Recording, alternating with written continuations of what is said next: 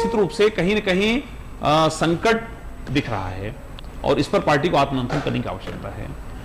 जी, और इसी के साथ जानकारी सामने आ रही है रुझानों में। गोरखपुर से भारतीय जनता पार्टी के रवि किशन 81,000 वोटर से जो वोट है उससे आगे चल रहे, क्योंकि देखिए मार्जिन को लेकर जानकारी अपने आप में काफी महत्वपूर्ण है, क्योंकि मार्जिन पर ही हर किसी की निगाहें बनी हुई हैं। और अब की बार 81,000 वोटों से गोरखपुर, क्योंकि पूर्वांचल की बड़ी सीट है और इसको लेकर भी हर किसी की निगाहें बनी हुई थी, और अब की बार रवि किशन को यहाँ से 81,000 वोटों से अभी बढ़त मिलती हुई नजर आ रही है। हालांकि जिस तरह से बार बार हम जिक्र करें कि रुझान है, अभी परिणाम ये घोषित नहीं हुए हैं, पर परिणाम भी कहीं ना कहीं जिस तरह से समय बीत रहा है, ये जो रुझान है वो परिणामों में तब्दील होते हुए, बदलते हुए नजर आ रहे। दीप्ति जी।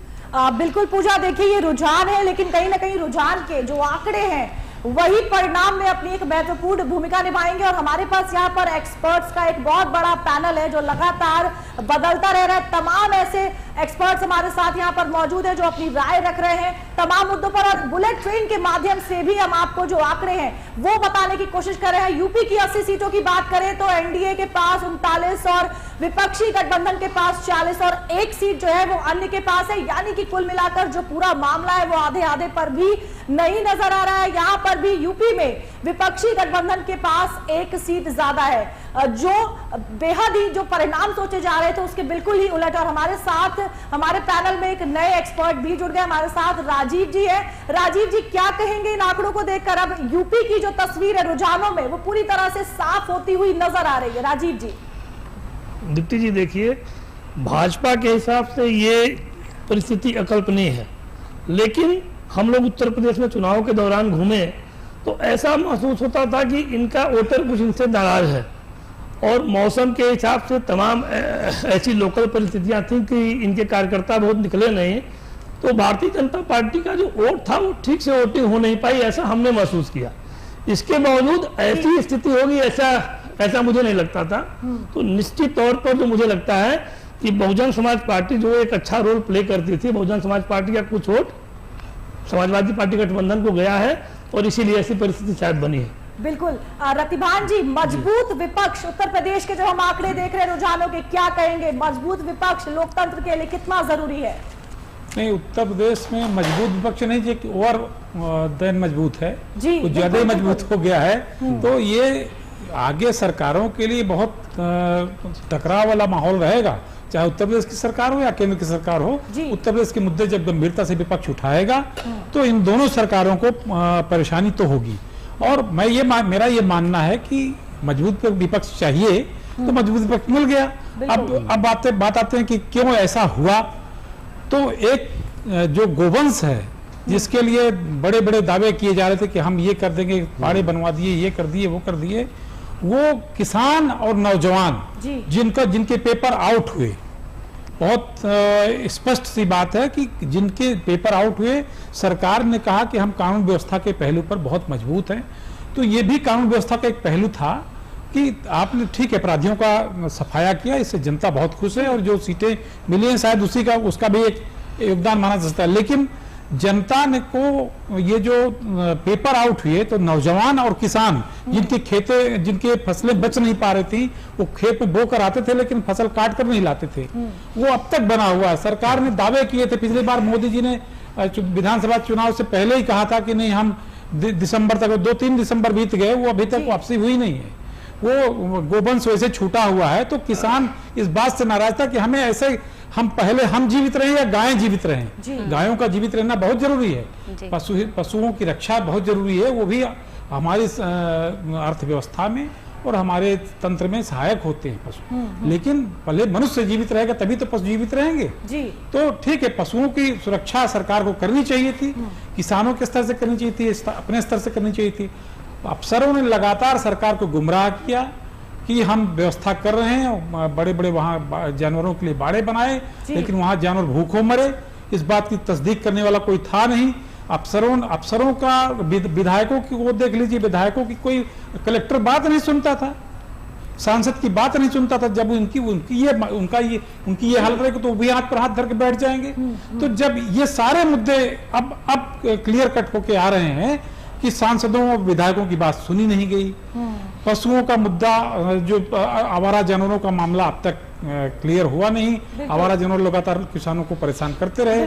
और नौजवानों का कानून व्यवस्था बेशक बहुत अच्छी हुई, तमाम अपराधी मारे गए, उनको मारा ही जाना चाहिए था। किस कैसे मारे गए ये अलग विश्लेषण का विषय हो सकता है, लेकिन अपराधियों को सफाया हुआ अच्छी बात है। लेकिन जो ये विषय आया कि बार बार पेपर आउट हो जा रहा है, तो ये कहाँ, ये कौन सा, ये कानून व्यवस्था का ये भी पहलू है।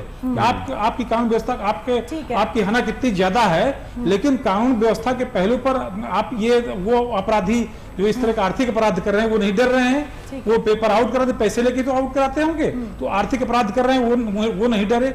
इसका मतलब कि एक नौजवान किसान और खुद जनप्रतिनिधि जो विधायक सांसद हैं, जिनकी बात कलेक्टरों ने नहीं सुनी, जिनके मसलों को सॉल्व नहीं किया, हल नहीं किया, उन सब ने नाराजगी दिखाई। और उसका परिणाम, चुनाव परिणाम में जो रुझान अभी हैं, जो कुछ ही देर परिणाम बदल जाएंगे, दिखाई पड़। रतिबान जी देखिए, आपने युवाओं की बात की, किसानों की बात की, लेकिन पीएम मोदी ने कहा था शुरुआत में ही कि मेरे लिए सिर्फ 4 जातियां हैं, युवा, किसान, महिला और मध्यम वर्ग। हमारे साथ सुशील जी है। सुशील जी, क्या हुआ? ये वाला भी जो फॉर्मूला था, क्या वो कहीं काम नहीं आया? देखिए, आंकड़े आ रहे हैं जी, निश्चित रूप से भारतीय राजनीति में जो जाति की भूमिका है अलग अलग सभी राज्यों में, चाहे दक्षिण के राज्य हो या उत्तर के राज्य में हो, तो सुशील जी आपको रोकूंगी, कुछ आंकड़े अपने दर्शकों को एक बार दिखा दो, उसके बाद आपकी प्रतिक्रिया लूंगी। उत्तर प्रदेश की 80 सीटों की बात करें तो एनडीए के पास 39 और विपक्षी गठबंधन 40 और अदर अन्य के पास 1, यानी कुल मिलाकर जो तस्वीर है वो सीधे तौर पर अब सामने आ गई। 80 सीटों का जो रुझान है वो हमारे पास आ गया। हालांकि ये अभी सिर्फ रुझान है, परिणाम नहीं है, लेकिन कहीं ना कहीं परिणाम की ओर बढ़ते हुए ये रुझान 39 सीटें एनडीए के पास और विपक्षी गठबंधन के पास 40 सीटें। सुशील जी, तो निश्चित रूप से देखिए, मोदी जी को ये बात पता थी कि विपक्षी दल, खासतौर पे जो इंडी गठबंधन है, उसका पूरा फोकस, चूंकि बार बार बात हो रही थी जाति जनगणना की और ऐसे जाति आधारित मुद्दे उभारे जा रहे थे, तो मोदी जी को पता था कि जब जाति आधारित चुनाव होगा तो उनकी पार्टी की जो विचारधारा है, उसके जो कार्यक्रम हैं और जिस तरह से राष्ट्रवाद और हिंदुत्व के मुद्दे को लेकर के पार्टी आगे बढ़ी, तो वहां हम काफी पीछे हो जाएंगे। तो मोदी जी ने इस विमर्श को तोड़ने की कोशिश किया और उन्होंने नारा दिया कि हमारे लिए 4 जातियां महत्वपूर्ण हैं। पहला है महिलाएं, जिनका करीब 50% योगदान है और महिला सशक्तिकरण के लिए कई प्रकार के प्रयास किए गए, खासतौर पर आर्थिक और सामाजिक पहचान महिलाओं को देने के लिए। दूसरा महत्वपूर्ण था युवा, जिस तरह से आज हमारा युवा ग्लोबल लेवल पर आगे बढ़ रहा है और एक नए राष्ट्रवादी सोच के साथ आगे बढ़ रहा है। तीसरा महत्वपूर्ण है किसान, कैसे किसानों की आय दुगनी करनी है, कृषि के क्षेत्र में नए परिवर्तन करने हैं।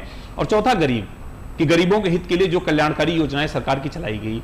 तो कहीं न कहीं से विपक्ष के जाति जनगणना और जाति आधारित मुद्दों को पीछे छोड़ने के लिए मोदी जी ने नया विमर्श स्थापित किया। और देखिए, मैं अभी मानता हूं कि मुद्दा बहुत सकारात्मक रहा। कई राज्यों में देखिए भारतीय जनता पार्टी को पूर्ण सारी सीटें मिली हैं। निश्चित रूप से 2 बार जब आप सरकार में होते हैं तो एंटी इनकम्बेंसी कहीं न कहीं होती है, उसका प्रभाव थोड़ा दिखा है कुछ राज्यों में। लेकिन अगर आप देखें कि लगातार तीसरी बार अगर गठबंधन वापसी कर रहा है, एनडीए गठबंधन, तो एक बहुत बड़ी उपलब्धि है ये। और निश्चित रूप से कहीं न कहीं इसका प्रभाव जरूर दिखा है। जहां तक नाराजगी की बात है, वहां लोकल कैंडिडेट से या कुछ स्थानीय मुद्दे थे, कुछ राज्यों में पीछे रह गए। महाराष्ट्र में, उत्तर प्रदेश और पश्चिम बंगाल में अपेक्षित सफलता नहीं मिली, लेकिन बाकी राज्यों में अगर आप देखें तो बहुत तेजी से, खासतौर पे उड़ीसा में या आंध्र प्रदेश में आप देखिए, तो कई राज्यों में निश्चित रूप से इसका फायदा मिला है। बिल्कुल। और हमारे साथ सपा प्रवक्ता